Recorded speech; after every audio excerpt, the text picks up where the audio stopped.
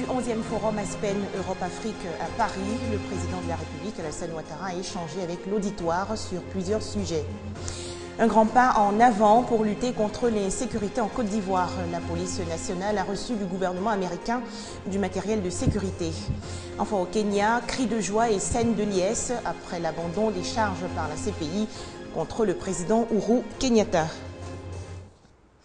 Bonsoir à tous et bienvenue dans le 19h30. Tout d'abord, un mot sur la 11e édition du Forum Aspen Europe-Afrique qui s'est achevé le 4 décembre dernier à Paris.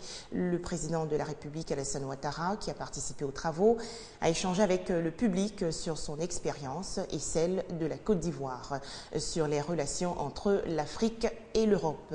Autre fait marquant de la rencontre, le chef de l'État ivoirien a invité les entreprises européennes à investir en Côte d'Ivoire, le pays ayant une croissance économique satisfaisante entre 9 et 10%. Retour en Côte d'Ivoire et on part dans la région du Gontougo. La ville de Bondoukou accueille la 4e édition des Journées nationales de valorisation de l'agriculture. Cet événement a pour but de récompenser les meilleurs agriculteurs et meilleures coopératives agricoles. Le secteur agricole, faut-il le préciser, participe à hauteur de 4% du produit intérieur brut. Bientôt, la réhabilitation du marché municipal de Grand Bassam.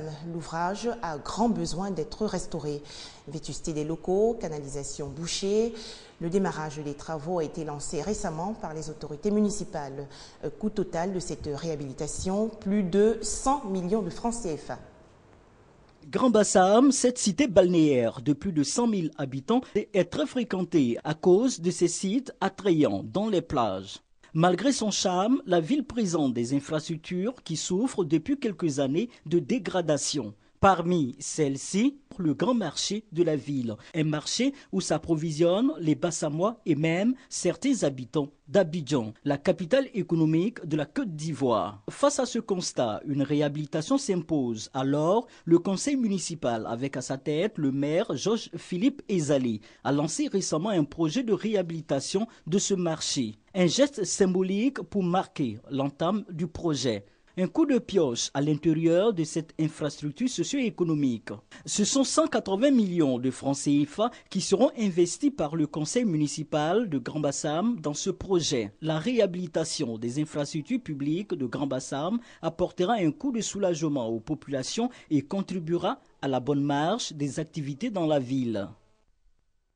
Un reportage de Serge Gongouma. Du matériel pour la police ivoirienne.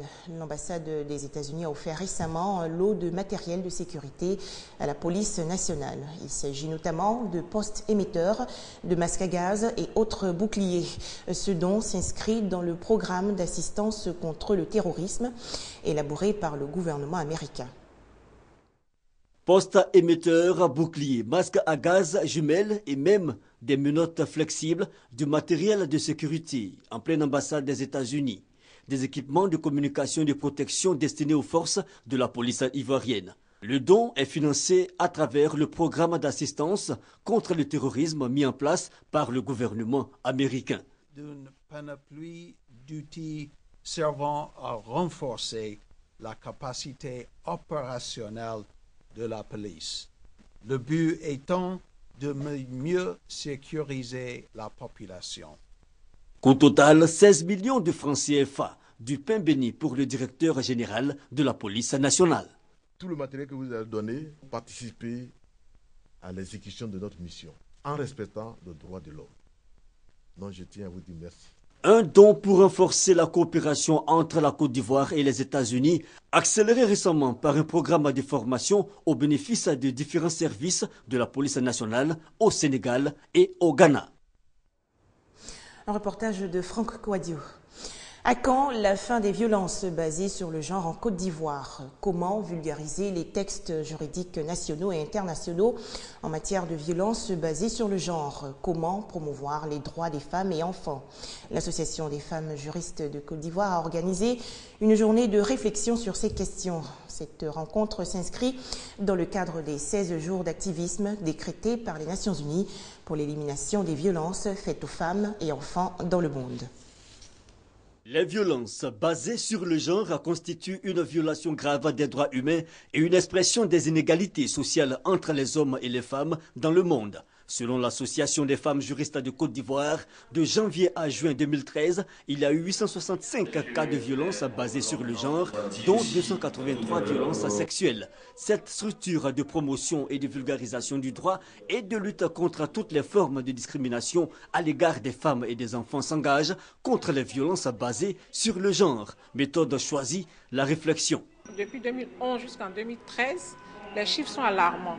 Ça veut dire qu'il y a encore des actions à mener.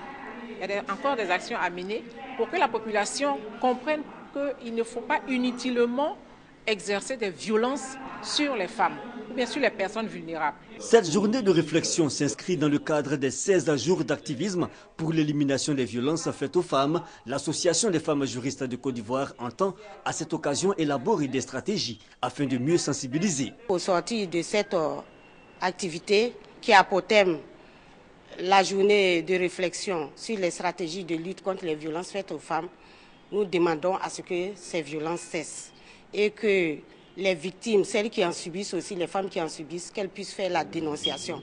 Parce que c'est à travers la dénonciation aussi que les auteurs pourront être poursuivis et punis. Débuté le 25 novembre dernier, ces jours d'activisme décrétés par les Nations Unies prennent fin le 10 décembre prochain. Nous retrouvions Franck Quadio. Une journée pour soutenir la formation des étudiants ivoiriens. La librairie de France Group initie la journée du livre universitaire. Objectif, sillonner les différentes universités, dont Nangui Abrogwa d'Abidjan et Alassane Ouattara de Bouaké, et offrir des ouvrages universitaires.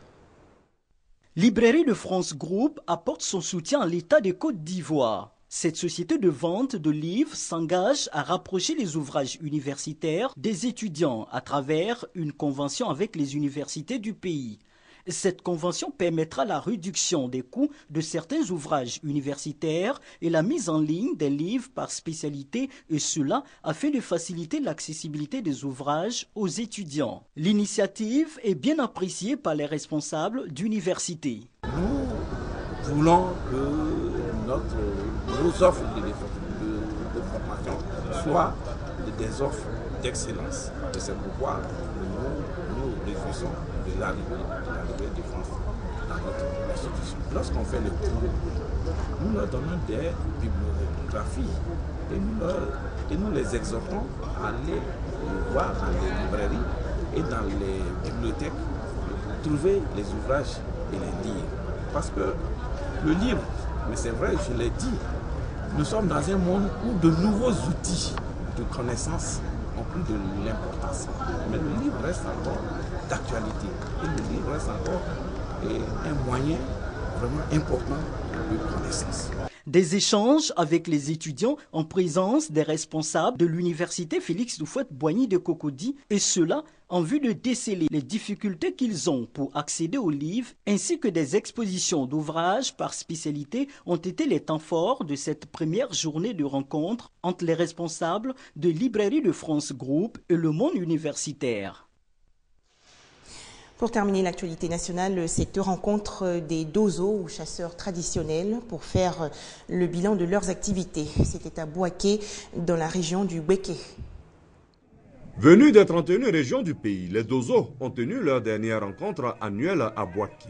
Plus de 500 délégations ont pris part à ce rassemblement des chasseurs traditionnels. Cette rencontre vise à faire le bilan de leurs activités et de renforcer également leur fraternité. Nombreux sont ceux qui veulent préserver cette culture de confrérie. Ainsi, l'on assiste à des scènes folkloriques de danse, chants, des parades, des réunions, où sont invoquées et racontées des histoires liées à cette confrérie. Occasion pour les différents responsables de la confrérie de sensibiliser leurs collègues sur les sujets d'actualité, tels que la réconciliation et la sensibilisation contre le virus Ebola. Nos confrères d'Ozo de ne pas se comporter comme des gendarmes, comme des policiers aux forêts ou des choses douaniers. Ils ne sont que des Dozo qui sont là pour aider ces autorités à mener bien leur travail. alors qu'on les respecte dans les tâches. Et que maintenant, si jamais un dozo arrivait à attraper un voleur, quelconque, quel que soit son rang de voleur, il ne doit pas le tuer, il ne doit pas l'attacher. Il le prend et il l'emmène au commissariat ou à la gendarmerie. Concernant l'Ebola, le conseil serait donné pour dire que aujourd'hui, l'État a décidé de ne pas tuer les animaux comme des sauvages. Alors pourquoi? Parce que l'Ebola aujourd'hui, c'est une réalité qui guette toute l'Afrique et ça est à nos portes.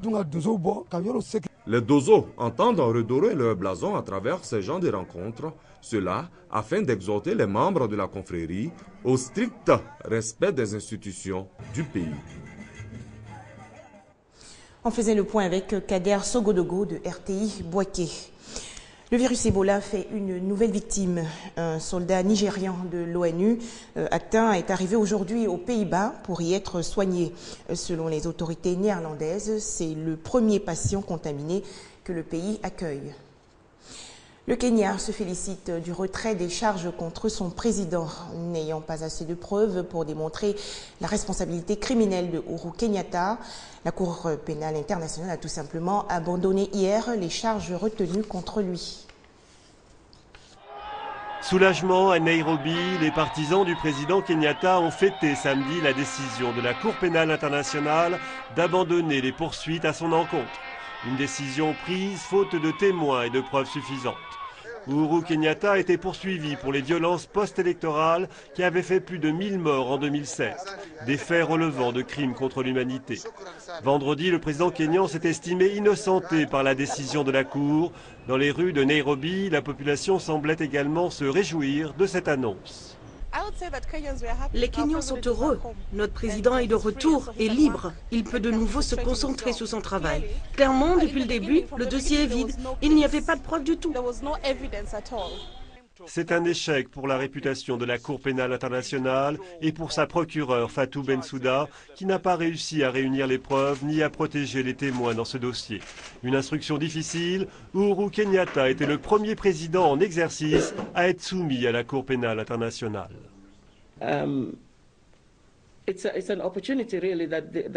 C'est une opportunité que la justice internationale a perdue. C'est un jour très triste pour les victimes de ces crimes. J'ai mentionné que les témoins se sont retirés, des témoins qui ont été harcelés et intimidés à un point tel qu'ils étaient terrifiés à l'idée de témoigner pour l'accusation. Le procès du vice-président kényan William Ruto, lui, se poursuit à La Haye. Il est accusé de crimes contre l'humanité dans les violences de 2007. Le président kényan a promis de démontrer son innocence et d'obtenir sa libération. Double attentat à la bombe hier dans le centre de la Somalie. Au moins 15 morts selon un nouveau bilan de la police. Un kamikaze s'est fait exploser au milieu de la foule. Et quelques minutes après la première attaque, une seconde bombe dissimulée dans une voiture a éclaté. Évacuation massive aux Philippines. Le typhon Agupit a frappé aujourd'hui l'est de l'archipel. Selon les autorités philippines, la tempête devrait affecter plus de la moitié du pays. De l'eau et de la nourriture. Aux Philippines, la population s'organise pour faire face au typhon Agupit. 600 000 personnes ont été évacuées. La tempête se rapproche dangereusement des zones habitées. À l'abri, les Philippins se protègent du passage de cette tempête. C'est l'une des opérations d'évacuation les plus importantes de l'histoire. La Belgique rend hommage aujourd'hui à la reine Fabiola, décédée hier à 86 ans. Drapeau en berne sur les bâtiments publics et dépôt de fleurs ou de bougies devant le palais royal. Les obsèques de la reine Fabiola auront lieu le 12 décembre prochain à Bruxelles. L'actualité sportive à présent, le COE Sport de San Pedro a perdu la première finale de Coupe d'Afrique de son histoire.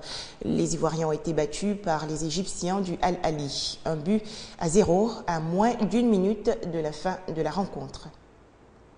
Voilà, merci de nous avoir suivis et très bonne fin de semaine sur RTI2.